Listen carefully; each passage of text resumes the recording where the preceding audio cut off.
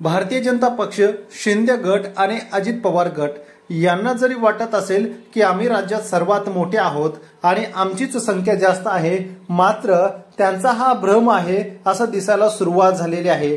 एकनाथ शिंदे यांना दिलेली शिवसेना याच्याबद्दल लोकांमध्ये प्रचंड प्रमाणात रोष आहे, तर अजितदादांवरती भ्रष्टाचाराचे आरोप करून त्यांना सरकारमध्ये घेतले यामुळे सुद्धा लोकांचा रोष आहे।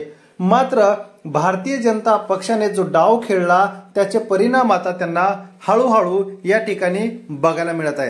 गावकऱ्यांनी भाजपच्या नेत्यांना या अगोदर सुद्धा पळवून लावले, तर नेते मंडळींना रिकाम्या खुर्च्यांसमोर भाषण करावे लागले होते। सध्या एका कीर्तनाच्या ठिकाणी बावनकुळे गेल्यानंतर त्या ठिकाणी त्यांचे हाल कसे झालेले ते आपल्याला या व्हिडिओमध्ये बघायला मिळेल। बावनकुळेंना अक्षरशः स्टेजवरून पळून जावं लागलं असा हा व्हिडिओ आपण रामकृष्ण माझी विनंती आहे।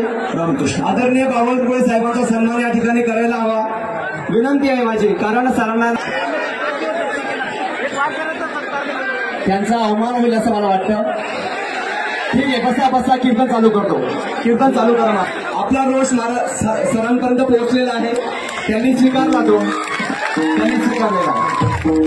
बावनकुळेंचा सत्कार होणार यामुळे लोक उठून निघून जायला लागली आणि त्यांना त्याच ठिकाणी आता परत फिरावं लागलं। अशा प्रकारचा अपमान भाजपच्या मोठ्या नेत्याचा झाला।